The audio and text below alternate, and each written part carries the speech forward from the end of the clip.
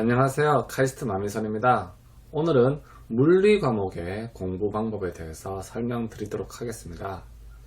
제가 사실은 말이죠. 물리 올림피아드 출신입니다. 고등학교 시절에 물리 올림피아드, 그때는 물리 경시대회라고 불렀죠. 거기에 나가서 전국대회에서 은상을 탔었습니다. 인증으로 제가 그때 받았던 상장을 좀 가지고 왔습니다. 자, 상장 보이시나요? 상장, 은상, 고등학생부, 물리, 무슨 과학고등학교 2학년 이렇게 해서 전국 중고등학교 수학과학 경시대회에서 입상했다. 이런 내용이 있죠. 어쨌든 제가 한때는 전국에서 물리를 손꼽을 정도로 잘했다는 증거가 되겠죠. 물리라면 그 누구보다 자신 있고요. 사실 박사과정 시절에 물리 전문 과외로 이름을 날리기도 했었습니다. 그때 제가 가르쳤던 학생들은 다들 열심히 공부해서 서울대, 고려대 등으로 진학을 했었죠. 그 학생들 지금 어떻게 사는지 궁금합니다. 자, 어쨌든 물리 올림피아드 출신인 카이스트 마미손이 이야기하는 물리 과목의 최고의 공부 비법 드디어 공개합니다. 두구두구두구두구두구두구두구두구두구두구두구두구두구. 자, 우선 과학 과목에 대해서 전체적인 설명을 좀 드릴게요. 과학에는 물리, 화학, 생물, 지구과학 이렇게 4가지 과목이 있습니다. 그 중에서 물리가 수학과 가장 가까운 과목이고요. 화학, 생물, 지구과학 순으로 갈수록 암기 과목에 가까워지는 과목입니다. 그래서 보통 과학 과목 중에서 물리가 제일 어렵다고 하죠. 그리고 실질적으로도 현대 과학은 물리를 중심으로 발전을 해온 것이 사실입니다. 우리가 다 아는 유명한 과학자들, 아인슈타인, 뉴턴, 다 물리학자들이죠. 자, 이런 물리 과목을 어떻게 공부해야 되느냐? 물리 과목은 우선 단순한 숫자만을 다루는 수학과는 달리 과학적인 이해가 필요한 과목입니다. 자, 이 대목이 중요한데요. 자, 수학은 잘하는데 물리는 약한 학생들이 있어요. 왜 그러느냐? 그 학생들은 물리 과목을 자꾸 수학처럼 접근하기 때문입니다. 물리는 수학처럼 공식을 외우고 방정식을 풀듯이 풀면 다 풀리는 것이 아니라 그 문제의 상황을 과학적으로 잘 이해를 해서 문제의 상황에 어떤 공식이 맞을까를 잘 선택한 다음에 그 공식을 대입해야 되고, 그 과학적인 상황을 잘 이해하면은 수학적으로 문제를 푸는 것보다 문제를 훨씬 더 쉽게 풀 수도 있습니다. 그 문제를 과학적으로 잘 이해를 하면요. 또 물리를 또 잘못 접근하는 방식 중에 하나는 물리를 암기 과목처럼 공부하는 학생들이 있어요. 어떻게 공부를 하느냐? 그냥 단순히 공식만 아무 생각 없이 외웁니다. 그런 다음에 문제를 풀 때 그냥 공식에다가 대입해서 그냥 문제를 풀면 풀리는 줄 알아요. 그렇게 하면 안 됩니다. 그 공식이 어떤 상황에서 사용되어야 하는지를 과학적으로 잘 이해를 해야 됩니다. 자, 물리에는 공식들이 꽤 많습니다. 이 공식들을 다 외워야 할까요? 물리에 있는 수많은 공식들을 다 외우려고 하면 안 됩니다. 기본적인 공식들이 있어요. 그 기본적인 공식들이 있고 나머지 공식들은 그 기본적인 공식으로부터 유도를 할 수가 있습니다. 그래서 유도를 해서 사용해야 됩니다. 어떤 물리 선생님들은 학생들에게 공식을 잘 외우는 방법을 설명해 주고 그 공식을 잘 외워서 대입만 하면은 문제가 풀리는 것처럼 설명을 하시는 분들도 있습니다. 그런데 그런 식으로 접근하면 안 돼요. 그 공식을 과학적으로 잘 이해하고 응용할 줄 알아야 되며 기본적인 공식만 외우고 나머지 자잘한 공식들은 그 기본 공식으로부터 유도를 해서 사용할 줄 알아야 됩니다. 자, 그리고 물리 공부의 중요한 포인트는요, 바로 단위가 있다는 점입니다. 자, 수학에는 그냥 숫자만 있죠. 하지만 물리에는 물리량이라고 해서 각 숫자의 단위가 뒤에 붙습니다. 예를 들어 길이의 단위는 미터, 무게의 단위는 킬로그램, 시간의 단위는 초, 뭐 이런 것들이 있죠. 이러한 단위들을 잘 이해하는 것이 물리 공부에서 매우 중요합니다. 그냥 수학만 잘하는 학생들은 이 물리에서 단위를 되게 하찮게 생각하는 경향이 있거든요. 하지만 물리에서 모든 답을 구할 때는 맨 뒤에 단위까지 정확하게 표기하는 습관을 길러야 됩니다. 어떤 물리 선생님들은요, 단위를 뒤에 적지 않으면 숫자가 맞더라도 0점 처리하는 선생님들도 있어요. 그 선생님들은 물리에서 단위의 중요성을 잘 아시는 선생님들인 거죠.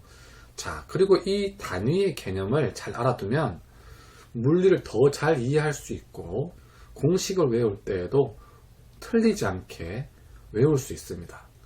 자, 이거를 제가 예를 들어 칠판에 한번 설명해 보도록 하겠습니다. 자, 칠판 나와라! 야! 짠! 이제 칠판이 나왔죠? 자, 이제 물리에서 단위의 중요성을 한번 자세히 설명해 보도록 하겠습니다. 자, 이동 거리의 단위는 우리가 미터를 쓰죠. 그리고 속도의 단위는 미터 퍼 세크. 자, 이게 무슨 의미냐 하면은 이동 거리를 시간으로 나누었기 때문에 단위도 미터 나누기 세크 이렇게 되는 거죠. 자, 이걸 미적분으로 좀 더 자세히 설명을 하면요, 이동 거리를 시간에 대해서 미분한 것이기 때문에 단위가 미터 퍼 세크로 되고, 속도라고 하는 개념은 이동 거리를 시간에 대해서 미분한 것이다 이렇게 생각하면 되겠습니다. 또 이 속도를요, 한 번 더 미분을 하게 되면은 미터 퍼 세크 제곱이 되겠죠. 그리고 이것은 바로 가속도의 단위가 됩니다. 그래서 이 단위만 보면은요, 이동 거리와 속도와 가속도 간의 관계를 단위로부터 금방 알아챌 수가 있고요.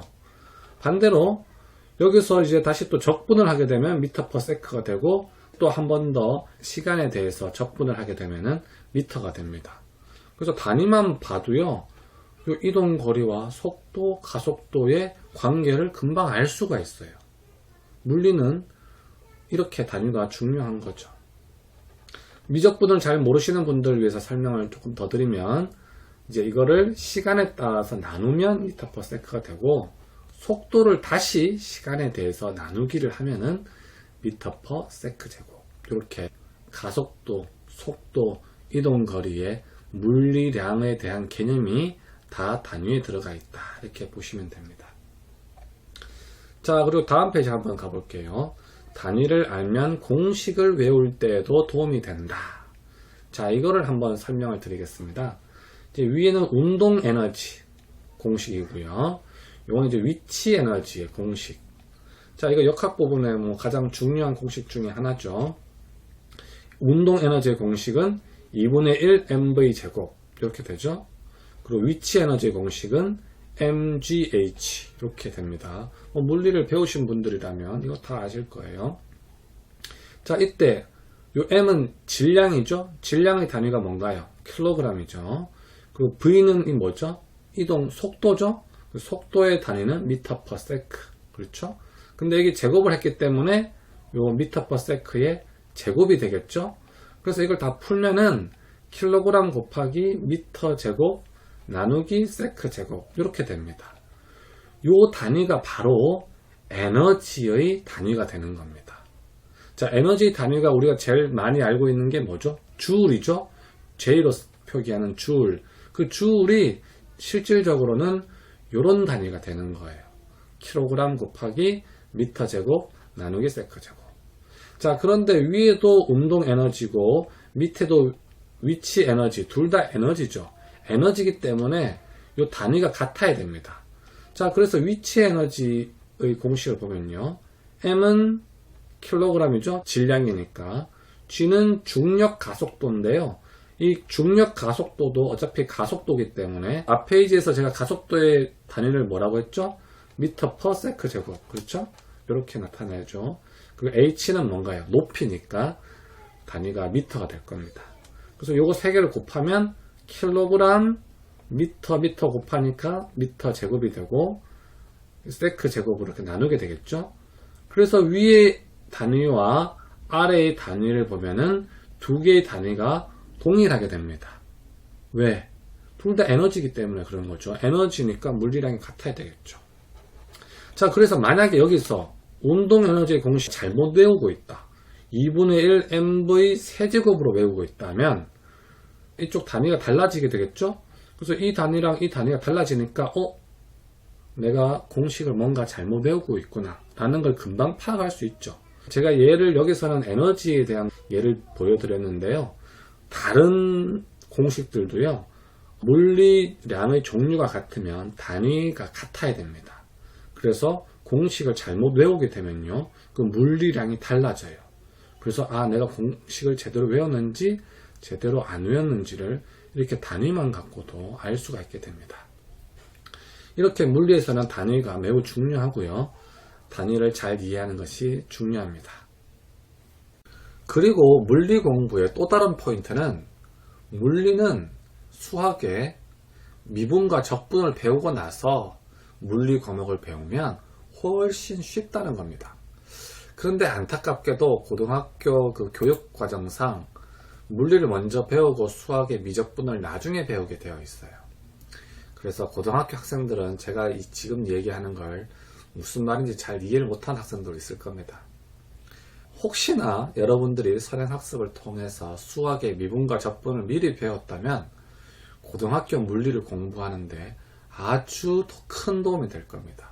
특히 물리 부분에서 역학 부분 있죠? 그 부분은 수학의 미적분을 미리 배우면 아주 쉽답니다. 여기에 대해서는 제가 다음에 한번 기회 될 때 자세하게 설명드리도록 하겠습니다. 혹시나 그리고 저처럼 물리 올림피아드를 준비하는 학생도 있겠죠? 물리 올림피아드를 준비하는 학생은 수학의 미분과 적분을 미리 공부하는 것이 중요합니다. 수학의 미적분을 공부하고 나서 물리의 역학 부분을 보면요. 훨씬 더 쉽게 배울 수도 있고 또 훨씬 깊이 있게 이해할 수 있게 됩니다. 물리 올림피아드를 준비하는 학생들을 위한 설명은 제가 다음에 기회 될 때에 자세히 설명드리도록 하겠습니다. 자, 이렇게 오늘은 물리 과목의 공부 방법에 대해서 알아보았는데요. 이 물리라는 과목은 나중에 대학교에 갔을 때 토목공학과, 기계공학과, 전기공학과, 전자공학과, 통신공학과, 반도체공학과, 에너지공학과 등으로 진출하기 위해서는 꼭 이해해야 되는 과목입니다. 요즘 많은 학생들이 물리가 어렵다는 이유로 잘 선택하지 않고 있는데요. 앞에서 제가 이야기한 대학교의 학과를 선택하고자 하는 학생들은 물리를 꼭 이수하는 것이 좋습니다. 대학교 입학 전형에 학생부 종합 전형이라고 있죠. 나중에 학생부 종합 전형으로 대학에 입학하려면 물리 과목을 이수했는지 이수하지 않았는지를 대학교 교수님들이 꼭 체크해 본답니다. 그래서 제가 앞에서 말씀드렸던 대학교의 전공에 들어가기 위해서는 물리 과목을 꼭 이수하는 것이 좋습니다. 아무쪼록 오늘 영상이 학부모님들과 학생분들에게 도움이 되었으면 좋겠습니다. 그럼 다음 시간까지 안녕.